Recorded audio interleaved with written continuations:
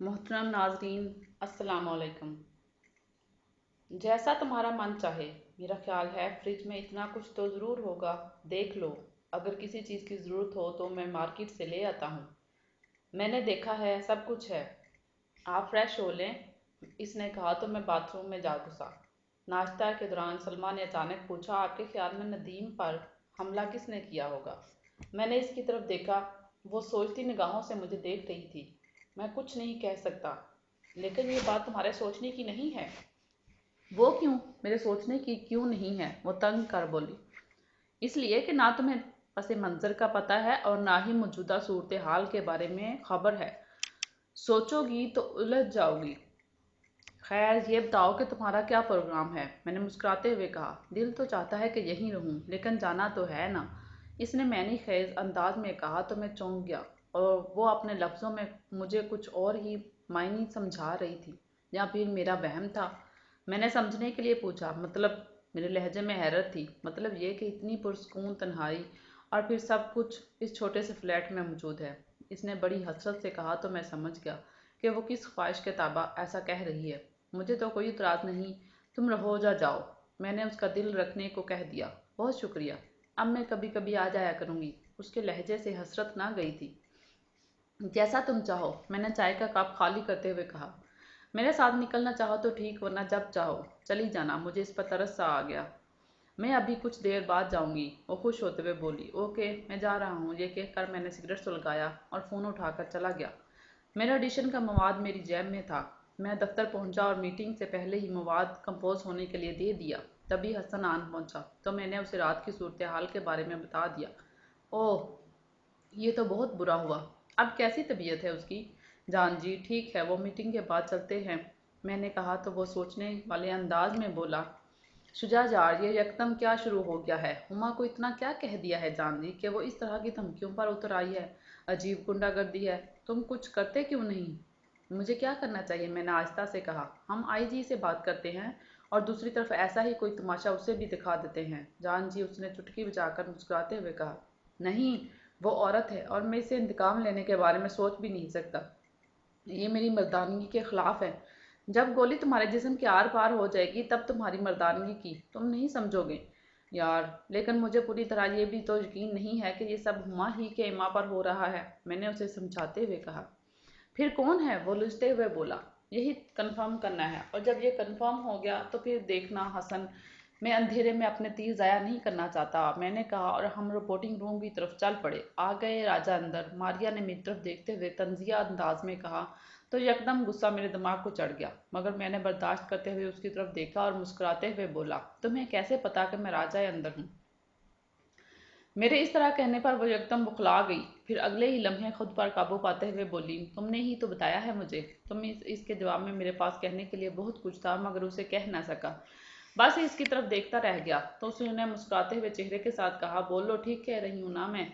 मैंने उसे कोई जवाब नहीं दिया और अपनी मेज़ पर जा बैठा। मैं चीफ रिपोर्टर का इंतजार कर रहा था कि वो आए तो मीटिंग शुरू हो। तभी पेवन ने आकर कहा, आपको फ़ारानी साहब बुला रहे हैं। इसके इस तरह कहने पर मुझे गुस्सा आ गया। उसे पता था कि मैं यहाँ हूँ और वो इंटरकॉम पर भी मुझे बुला सकता था, या कोई योग बात करना थी कर सकता था। पेवन को भेजकर मुझे ये बावर कराना चाहता था कि वो बराह रास्त बात करने के लिए रिसीवर उठाने की भी जहमत नहीं करता। जाओ, उसे कहो मेरे पास वक्त नहीं है, अर्जेंट है तो फ़ोन पर बात कर ले। सर, आपको फ़ारानी साहब ने, पेवन ने हैरत से कहा। तुमने सुना नहीं मैंने क्या कहा है? मैंने सख्त लहजे में कहा तो वो तेजी से मुड़ गया। मीटिंग खत्म हो जाने के बाद भी फरहानी की तरफ से कोई रद्द-ए-अमल नहीं हुआ था। मैंने हसन को लिया और नदीम की तरफ चल दिया। काफ़ी देर तक हम में खामोशी रही। हसन अपनी गाड़ी खुद ड्राइव कर रहा था। तब अचानक उसने कहा, यार, मारिया तुम्हारे साथ इस कदर बदतमीजी से क्यों पेश आती है? क्या कहना चाह रहे हो? मैंने इसकी बात समझते हुए भी अनजान बनकर कहा, मेरा मतलब है कि वो तुम्हारे साथ तंजिया गुफ्तगू करती है। तुम गुस्से में भी आते हो, पलट कर कोई जवाब भी नहीं देते हो और बस सुलगते रह जाते हो। तुम क्या समझते हो? मैंने जानबूझकर बात का रुख मोड़ते हुए कहा। मैं समझना ही तो चाह रहा हूँ। आज उसने जो बात की उसके रद्द-ए-अमल में तुमने फरहानी के पैगाम पर सख्त रवैया अपना लिया। यह सुलगना नहीं तो और क्या है जान जी? अब ये तो मारिया से ही पूछा जा सकता है कि वह ऐसा क्यों करती है। मैंने धीरे से कहा, अब उसे भी कहना कि तुम्हारी मर्दानगी के तुम इससे ये तक कर नहीं पूछ सकते। वो बोला, तुम इतना गुस्सा क्यों कर रहे हो? मैंने हंसते हुए कहा। यार बात ही ऐसी है, और जब चाहे किसी के भी सामने ऑल फोर बक देती है और तुम खुश रहो।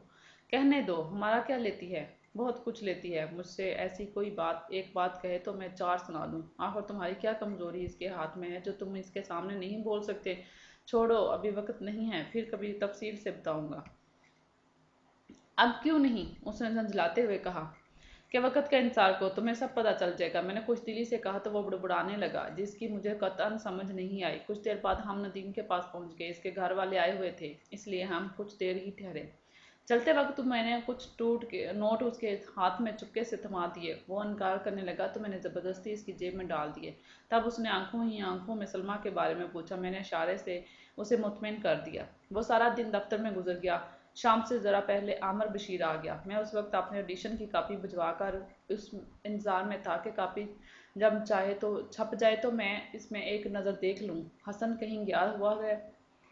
वो इसी की सीट पर आ बैठा। रस्मी सी बातों के बाद उसने कहा, ये हमारे हुमा से तुम्हारा क्या फड्डा चल रहा है? मेरा तो कोई नहीं है। अगर वो समझती है तो समझती रहे। मुझे खबर मिली कि तुम पर हमला हो गया है। ये तो पुरानी बात है, इस बारे में हमारी बात हो गई थी। नहीं, मैं रात की बात कर रहा हूँ। लेकिन बाद में पता चला कि वो तुम नहीं, कोई और था। इसने कहा तो मैं ठठक गया।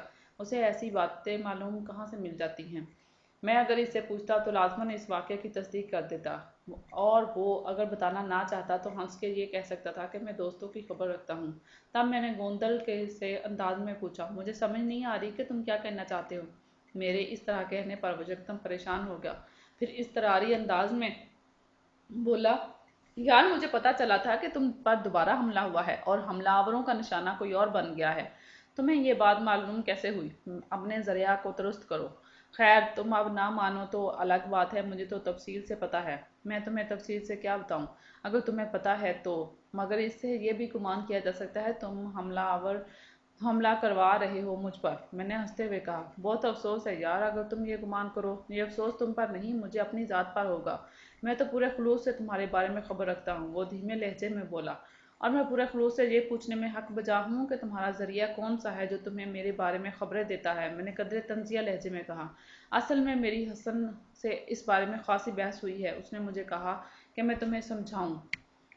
इसने परेशान होते हुए सारा सस्पेंस तोड़ दिया। क्या समझाना चाह रहे हो मुझे? मैंने मुस्कुराते हुए कहा, दो बातें। एक तो ये कि तुम अपनी हिफाजत के लिए कुछ बंदोबस्त करो, और दूसरा कानूनी तौर पर। मसलन क्या करूं मैं? मैंने उससे पूछा। अपनी हिफाजत के लिए कोई गार्ड, कोई सिक्योरिटी, किसी तरह का भी कोई बंदोबस्त कर लो। और हसन ठीक कहता है कि हमें आईजी से बात करनी चाहिए। वो बड़े नरम अंदाज में बोला, वो ठीक है, हम आईजी से बात कर लेते हैं। ऐसा होना चाहिए, लेकिन ये गार्ड वगैरह क्या मजाहिका खेज लगेगा यार। मैंने उलझते हुए कहा। फिर इसकी तरफ देखकर बोला, तुम्हें शायद मेरे माजी का नहीं पता। मैं अपनी हिफाजत खुद कर सकता हूँ यार। ये हथियार वगैरह कभी मेरे लिए खिलौने रहे हैं, और ये जो तमाशे तुम मेरे साथ हो रहे हैं ये कोई नए नहीं है। मेरा दुश्मन अंधेरे में है, वो बिल में घुसा हुआ है। मैं उसे बाहर लाना चाहता हूँ, और जो कोई भी है मैं उससे निपट लूंगा। हसन तोहुमा की वजह से कह रहा था, हो सकता है वही हो, लेकिन मेरा दिल नहीं मान रहा। हालात को देखो तो वो लगती है, लेकिन नहीं, वो हो नहीं सकती। तुम्हें शायद नहीं पता, तुम इसे सिर्फ एक हीरोइन ही समझ रहे हो। ये एक पूरा गिरोह है, बल्कि माफिया समझो इसे। इनके लिए बकौल तुम्हारे ये खेल तमाशे की कोई हैसियत नहीं रखते।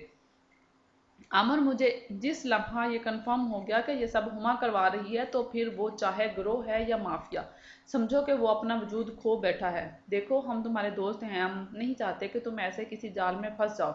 सीधा साधा अपनी हिफाजत करो। इसके लिए तुम्हें शोबिस छोड़ना पड़े तो छोड़ दो, अखबार छोड़ना पड़े तो वो भी छोड़ दो, या कुछ दिनों के लिए मंजर से हट जाओ। हमें तुम्हारी सलामती चाहिए। आमर ने जज्बात में आकर अच्छी खासी तकरीर कर डाली। इसका खलूस देकर अपनी कुछ देर के लिए सोचो में मुझे शर्मिंदगी होने लगी। आमिर, मैं तुम्हारे जज्बात की कदर करता हूँ, और मुझे अपने दोस्तों की बात मान लेनी चाहिए, लेकिन क्या मैं बुज़दिलों की तरह छुपकर पर्दे में बैठ जाऊँ? तुम्हें यकीन है ना कि जिस दिन मौत आनी है वो आकर रहती है, उसे कोई नहीं रोक सकता।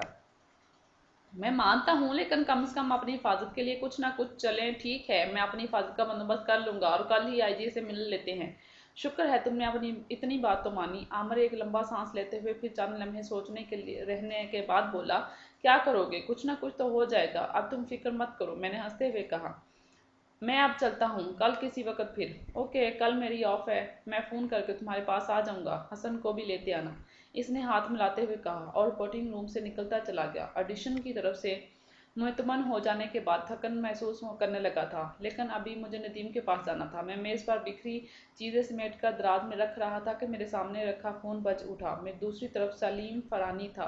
बोलो, मैंने अपना लहजा इंतहाई नरम रखते हुए कहा। क्या आप मेरे दफ्तर तक तशरीफ़ ला सकते हैं? इसका लहजा तंजिया था। कोई काम है मुझसे? मैंने इंतहाई रखाई से कहा। जी, काम ही तो है, बुला रहा हूँ, वरना उसने फिक्रा अधूरा छोड़ दिया। यही फ़ोन पर बता दें। मैं एकदम सख्त हो गया। तो गोया आप दफ्तर तक आना ही नहीं चाहते, इसने इस्तज़ाहिया लहजे में कहा। ज़ाहिर है ना चाहते हुए मेरे लहजे में तल्खी घुल गई। ओह, लेकिन मेरे मतहत हो काम करना ज़रूर पसंद करते हो। ओके, फ़ोन पर ही बता देता हूँ। ये जो तुम पर कातलाना हमला हुआ है, इस बारे में तुमने अभी तक अपने अखबार को मतला नहीं किया। मैं इसकी ज़रूरत नहीं समझता। क्या ये तुम्हारा निजी मामला है? ये आप इतने सवाल क्यों कर रहे हैं मुझसे? आप जिस अखबार में काम करते हैं, उसके मालिक की तरफ से ये पूछा गया है। आपने मतला कर दिया, मैं खुद ही इनसे बात कर लूँगा। ये कहकर मैंने रिसीवर रख दिया। कातलाना हमले के वाक़े को शायद मैं इतनी संजीदगी से न लेता, और अगर उसे अहम समझकर कुछ करता भी तो वो मेरी अपनी सोच होती। मेरे इर्द गिर्द के लोगों ने इस वाक़े को इस कदर शदीद बना दिया था कि मुझे ये वाक़या सिरे से ही अहकमाना लग रहे थे। मेरा जी चाह रहा था कि मैं कोई मुझसे इस बारे में सवाल ना करे, क्योंकि जब भी कोई इस बारे में बात करता था, मुझे अपनी इस बेबसी का एहसास होता कि मेरा दुश्मन मेरे सामने नहीं है। मेरा दुश्मन जैसा भी था, जो भी था, जितना ताकतवर या कमज़ोर था, मुझे इससे गर्ज नहीं थी। मैं इन लोगों में था जो अपनी एक गोली भी ज़ाया नहीं करते, बल्कि इनकी कोशिश ये होती है कहाँ एक गोली से कई सारे ख़त्म हो जाएं। हालात हुमा के मुखालिफ जा रहे थे। लोग भी यही कह रहे थे, लेकिन मेरे अंदर बैठा आदमी ये बात मान नहीं रहा था कि वो इतना आगे जा सकती है। फिर मेरे सामने ये सवाल आन खड़ा हुआ था कि अगर वो नहीं है तो फिर कौन है? ये सवाल मुझे भूल भुलैयों में झांकने पर मजबूर कर देता। मैं अगर इन हालात की शुरुआत पर नज़र दौड़ाता तो मेरी शोबिस में आमद ही सबसे शुरू हुआ था। मैं कई बार अपने तौर पर तजर्बा कर चुका था, लेकिन फ़िलहाल मुझे कुछ समझ नहीं आ रही थी। मैंने सब सोचों को झटका और दफ्तर से बाहर आ गया। फिर वहदत रोड से होता हुआ नदीम के पास जा पहुंचा। इसके पास दोस्तों का झुमगट्टा लगा हुआ था। मेरे आने से ज़रा सी हलचल हुई। खैर खैरियत दरियाफ्त करने के बाद मैं उठ गया। शुजा भाई, अभी से? नदीम जल्दी से बोला। मैं अभी घर जाता हूँ, फ्रेश होकर दोबारा आता हूँ। आज रात काफ़ी देर तक तुम्हारे पास रहूँगा। कल मेरी ऑफ है। ठीक है, मैं इंतज़ार करूँगा, नदीम ने कहा तो मैंने सबसे हाथ मिलाया और वहाँ से आ गया। मैंने गाड़ी नीचे पार्क की और उंगली में चाबी घुमाता हुआ अपने फ्लैट के दरवाजे पर आन पहुँचा। दरवाज़ा लॉक था, लेकिन अंदर रोशनी हो रही थी। एक लम्हा को ख्याल आया कि सलमा जलती हुई लाइट छोड़ गई होगी, लेकिन इसी वक्त अंदर से पानी गिरने की आवाज़ आई, जैसे कोई बाथरूम में हो। मैं एक लम्हे को ठिठक गया। अंदर कौन हो सकता है? मैं अपने फ्लैट के दरवाजे पर। चंद लम्हों बाद मुझे अंदाज़ा हो गया कि अंदर बाथरूम में कोई नहा रहा है। क्या सलमा अभी तक अपने घर नहीं गई? मैंने चाबी की होल में डाली और दरवाज़ा खोलकर अंदर दाखिल हो गया। पूरे घर की बत्तियां रोशन थी। मैं कोई आहट पैदा किए बगैर ड्राइंग रूम में जा बैठा। कुछ देर बाद पानी गिरने की आवाज़ बंद हुई तो गुनगुनाने की आवाज़ उभर आई। इसी लम्हे मेरे तने हुए असाब यकदम ढीले पड़ गए। वो सलमा ही थी। इसके यहाँ होने के एहसास के साथ ही मेरे जहन में कई सारे सवाल उभर आए। मैंने इन्हें यकसर नज़रअंदाज करते हुए गौर किया तो वो पूरे फ्लैट की सफाई सुथराई के बाद तरतीब तक बदली हुई थी। मैंने सिगरेट सुलगाया और इसके बाहर आने का इंतज़ार करने लगा। उसने वही रात वाले कपड़े पहने हुए थे, मगर इन पर कोई शिकन नहीं थी। गीले कपड़ों और सर पर बंधे तौलिए के साथ वो फ्रेश फ्रेश सी बड़ी जाज़िब नज़र लग रही थी। मुझे देखते ही चौंक गई, फिर फ़ौरन ही नॉर्मल होते हुए हंस दी। आप कब आए? उसने बड़ी अदा से पूछा। तो मैंने खुश्क लहजे में सवाल किया, सलमा तुम अपने घर क्यों नहीं गई हो? ओह, इसके मुंह से यूं सरसराता हुआ हंकारा निकला जैसे उसे शौक पहुंचा हो। वो चंद लम्हे यूं ही साकत सी रही, फिर दबी हुई आवाज में बोली, मेरा यहाँ रहना आपको बुरा लगा? नहीं, बुरा नहीं लगा। तुम सारा दिन यहाँ अकेली रही हो, तुम्हारे घर वाले क्या सोचते होंगे? मैंने नरमी से कहा तो वो वहीं खड़े खड़े बोली, मेरे घर में मेरा कोई इंतजार नहीं करता। मुझे ऐसी कोई फिक्र नहीं और ना ही मेरे घर वालों को हो। मैं समझा नहीं, शायद मैं आपसे अपना तारफ नहीं ठीक तरह से करवा सकी। खैर, अगर आपको बुरा लगा है तो मैं अभी चली जाती हूँ। उसने हसरतनाक मुस्कुराहट अपने होंठों पर जबरदस्ती लाते हुए कहा। मैंने गहरी नज़र से उसकी तरफ देखा। पता नहीं वो क्या थी, क्या कहना चाहती थी और किस मजबूरी के तहत यूं सहारों की तलाश में थी। इसी लम्हे मुझे इसके बारे में जानने का तजस्सुस हुआ। तब मैंने मुस्कुराते हुए कहा, ऐसे क्यों सोच रही हो सलमा? छोड़ो इन बातों को, जल्दी से तैयार हो जाओ, फिर नदीम के पास चलते हैं। मैं उतने में फ्रेश हो जाऊं, खाना भी खा आएंगे। میں نے کھانا بنایا ہے، اس نے گویا یوں کہا جیسے قلعہ فتح کر لیا ہو، پھر تیزی سے بولی آپ فریش ہو جائیں، میں کھانا لگاتی ہوں۔ اس کے چہرے پر تازگی امنڈ آئی تھی۔ میں ذرا سے حوصلہ افزا لفظوں سے جیسے وہ کھل گئی تھی۔ میں نے سگریٹ الیش ٹرے میں مسلا اور باتھ روم کی طرف بڑھ گیا۔ میں نے کھانے کے نام پر خاصا اہتمام کر رکھا تھا۔ کچن میں موجود سہولیات سے بھرپور فائدہ اٹھایا گیا تھا۔ کھانا خاصا مزیدار تھا جس کی بہرحال مجھے توقع نہیں تھی۔ سلمیٰ نے اس دوران باتیں کرنا چاہی مگر میں نے اسے روک دیا۔ کھانے کے بعد ہم ندیم کی طرف چل دیے۔ وہ سلمیٰ کو میرے ساتھ دیکھ کر چونک گیا۔ اس وقت اس کا چھوٹا بھائی ہی اس کے قریب تھا۔ وہ گھر کا ایک چکر لگانے کا کہہ کر نکل گیا۔ رسمی سی باتوں کے بعد اچانک ندیم نے پوچھا سلمیٰ تم گھر ہی نہیں گئی یا گھر سے ہو کر پھر آ گئی ہو؟ میں گئی ہی نہیں، سارا دن فلیٹ پر رہی ہوں، سلمیٰ نے آرام سے کہہ دیا تو وہ چپ سا کر گیا۔ کئی لمحے یوں ہی خاموشی گزر گئے، پھر ندیم میری طرف دیکھتے ہوئے بولا شجاع بھائی یہ سلمیٰ کوئی آوارہ یا کسی بھی طرح غلط قسم کے کردار والی لڑکی نہیں ہے، میرے محلے کی ہے۔ اس کی بدقسمتی یہ ہے کہ اس کا باپ بچپن میں فوت ہو گیا تھا، پھر اس کی ماں بیاہ کر ہمارے محلے میں آ گئی۔ یہ زیادہ عرصہ اپنے ننیال میں رہی ہے، یہ کچھ عرصہ یہاں آتی اور پھر واپس چلی جاتی رہی ہے، پچھلے 2 سال سے یہاں پر ہے۔ اس نے یہاں لاہور میں آ کر BSc کیا اور جہاں سے کسی بھی توجہ نہیں ملی وہ کہتے کہتے رک گیا تو میں بولا تمہاری توجہ ملی، تمہیں یہ ذرا منفرد سی لگی اور یوں تمہارا دل نہیں شجاع بھائی، اس نے تیزی سے کہا، پھر ذرا رک کر دھیرے سے بولا میں اسے اپنے محلے میں آتے جاتے دیکھتا رہا تھا لیکن کبھی بھی توجہ نہیں دی تھی۔ ایک دن میں نے اسے ایک ایسی عورت کے ساتھ دیکھا جو بظاہر تو ایک 3rd کلاس میگزین کی رپورٹر ہے لیکن اس کا دھندا کچھ اور ہے۔ میں چونک گیا، ایک ہمدردی سی اس کے ساتھ ہو گئی۔ میں نے اس کے بارے میں پتہ کیا تو مجھے اس کی رپورٹ صحیح ملی، تب میں نے خود اس سے رابطہ کیا اور اس عورت سے ملنے کے لیے منع کر دیا۔ میں اس عورت کے بارے میں جانتی تھی، اس کی باتوں سے سب کچھ واضح ہو گیا تھا، وہ مجھے بہت سہانے خواب دکھا رہی تھی۔ سلمیٰ نے دھیرے سے کہا کیا اسی نے ہی تمہیں اداکارہ بننے کی راہ دکھائی تھی؟ میں نے پوچھا نہیں، میرا پہلے ہی سے شوق تھا مگر میں خود کو ضائع نہیں کرنا چاہتی تھی، اس لیے تو فوراً اس سے رابطہ ختم کر دیا۔ وہ صاف انداز میں گویا ہوئی تو میں نے مزید پوچھا ندیم اگر شوبز رپورٹر نہ ہوتا تو کیا پھر بھی تم اس کی طرف؟